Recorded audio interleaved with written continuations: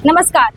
धर्म की नगरी काशी, जहां भगवान भोलेनाथ कण-कण में निवास करते हैं, तो वहीं उनके आराध्य भगवान विष्णु भी कई स्वरूपों में विराजमान हैं। जी हाँ, मैं बात कर रही हूँ भगवान केशव यानी वामन केशव जी के बारे में, जिन्हें काशीवासी मधुसूदन के नाम से जानते हैं। तो चलिए मंदिर के अंदर चलते हैं और जानते हैं इस मंदिर के बारे में, कितना प्राचीन मंदिर है और हमारे पुराणों में इसका क्या उल्लेख मिलता है। सारी बातें जानेंगे, तो आप इस पूरे वीडियो को जरूर देखिएगा। वासुदेवाय धीमहि तन्नो विष्णु प्रचोदयात्। शुद्धोद्धवोऽखिलाधारो भगवान् भक्तवत्सलः सर्वेषां रक्षकर्ता च विष्णु सर्वगतप्रभु। मङ्गलमं भगवान् विष्णु मङ्गलमं गरुडध्वजा मंगलम पुंडरीकाक्ष। देखिए, काशी तो भगवान विष्णु का ही स्थान है।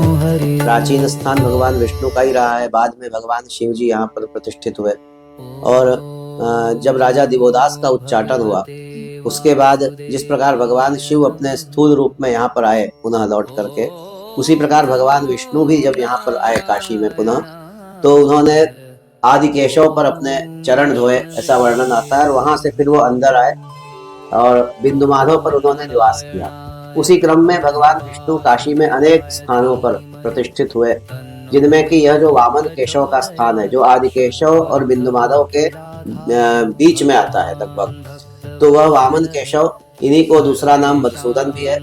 अभी वैशाख मास चल रहा है, वैशाख की जो देवता है वो भी मधुसूदन है। तो भगवान मधुसूदन या वामन केशव उस रूप में यहाँ पर वह त्रिलोचन के पास में, त्रिलोचन मंदिर के निकट में वे प्रतिष्ठित हो गए। वहीं पर गंगा जी के भीतर वामन तीर्थ का भी उल्लेख मिलता है। ततः तत्र वाहम च प्राच्याम वामन केशवात पूजयित्वा च तम विष्णु वसेत वामन सन्निधौ। ऐसा वर्णन आता है कि वामन तीर्थ में स्नान करके भगवान वामन केशव का जो दर्शन करते हैं, वो भगवान वामन के समीप निवास प्राप्त करते हैं। वामन के अवतार की कथा सभी लोग जानते हैं कि राजा बलि को उसका अहंकार दूर करने के लिए भगवान ने 3 पांव पृथ्वी मांगी और फिर 3 पांव से सारा त्रैलोक्य नाप के तीसरा पैर राजा के चरणों में रखा और राजा भी भगवान के लिए उन्होंने अपना सर्वस्व अर्पण कर दिया। तो इस प्रकार जो भगवान वामन है, उनका जो लोक है वामन लोक, उस वामन लोक को वह व्यक्ति प्राप्त करता है जो भगवान वामन तीर्थ में स्नान करके भगवान वामन का दर्शन करता है। और इनके लिए यह भी बताया गया है कि हमारे ऊपर जो ऋण है, देव ऋण, ऋषि ऋण, पितृ ऋण, उन सब ऋणों से भी हमारी मुक्ति तभी होती है जब हम भगवान वामन केशव का दर्शन करते हैं। विशेष रूप से पितृ ऋण से मुक्ति देने वाला यह वामन केशव का तीर्थ है। ततो वामन तीर्थम च विष्णु सांगम तत्र श्राद्ध विधानेन मुच्यते पितृजात ऋणात्। अर्थात पैतृक ऋण जो है, हमारे ऊपर पितृ ऋण, मातृ ऋण जो आता है, उस ऋण से हमारी मुक्ति वामन तीर्थ में स्नान करके और भगवान वामन केशव का दर्शन पूजन करने से मिलती है। इसलिए वामन केशव का विशेष महत्व है और उसमें भी वैशाख मास में मधुसूदन देवता होने से वामन तीर्थ का और वामन केशव का और अधिक महत्व बढ़ जाता है। भगवान का नाम मधुसूदन कैसे पड़ा? मधु नाम का एक दैत्य था जिसका वध करने के कारण मधुसूदन, मधु को मारने वाले, इस अर्थ में मधुसूदन भगवान का नाम है।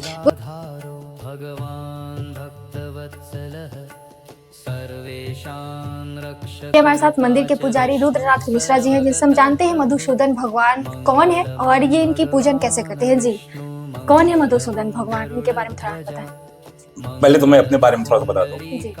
मैं रुद्रनाथ मिश्रा, और ये जो मधुसूदन भगवान का मंदिर है, इसमें जो प्रबंधक और सेवक थे हमारे पिताजी थे, उन्हीं के परिवार से हम लोग हैं। हम लोग कई भाई हैं, 5 भाई हैं, सभी लोग मिलजुल करके यहाँ सेवा करते हैं। और यह जो है पूरी प्रॉपर्टी अयोध्या के राजा की रही है और यहाँ ददुआ महाराज थे और उन्होंने ये मंदिर को ट्रस्ट के नाम से घोषित कर दिया था। ये नर्मदेश्वर ट्रस्ट के नाम से था और इसी में ये मधुसूदन भगवान का मंदिर जो है इस कैंपस के अंदर ही आते थे जो है। ये स्वयंभू मंदिर है और ये काशी खंडोक्त में आते हैं और ये मधुसूदन के नाम से प्रसिद्ध है।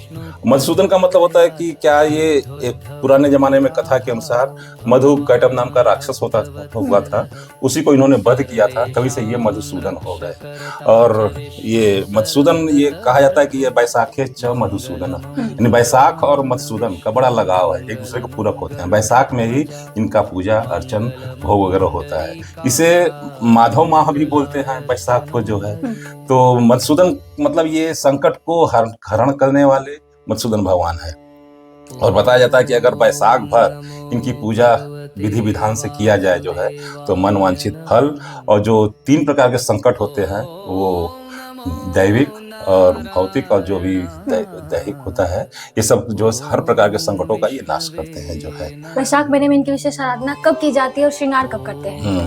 वैशाख महीने में बताया जाता है, वेद में भी है, पुराणों में भी है और ऋषि मुनि भी कहते हैं कि वैशाख भर इनको जो है सूर्योदय के पहले अगर स्नान कर करके ब्रह्म मुहूर्त में स्नान करके इनकी पूजा अर्चन करते हैं, इनको स्नान कराते हैं और इनकी पूजा करते हैं तो बड़ा ही लाभदायक वो फल प्राप्त होता है और अक्षय फल प्राप्त होता है। और वैशाख भर में बताया जाता है कि इनको जो है ये सौम्य रूप में है मधुसूदन भगवान, यानी बाल रूप में है अपने। तो इनको जो है जैसे कि विष्णु के ही रूप हैं, कृष्ण के ही रूप हैं, इनको मक्खन मिश्री बहुत ही ज्यादा पसंद है। गंगा की अविरल धारा के तट पर स्थित त्रिलोचन घाट केवल एक स्नान स्थल नहीं बल्कि एक सिद्ध ऊर्जा केंद्र है। यही भगवान मधुसूदन का वह मंदिर स्थित है जिसके बारे में मान्यता है कि यहाँ स्थापित मूर्ति स्वयंभू है। पुराणों के अनुसार सृष्टि के आरंभ में जब भगवान विष्णु योग निद्रा में थे तब उनके कान के मैल से मधु नामक अत्यंत शक्तिशाली राक्षस उत्पन्न हुआ। भगवान ने मधु नामक राक्षस का वध किया जिसके कारण उनका नाम मधुसूदन पड़ा।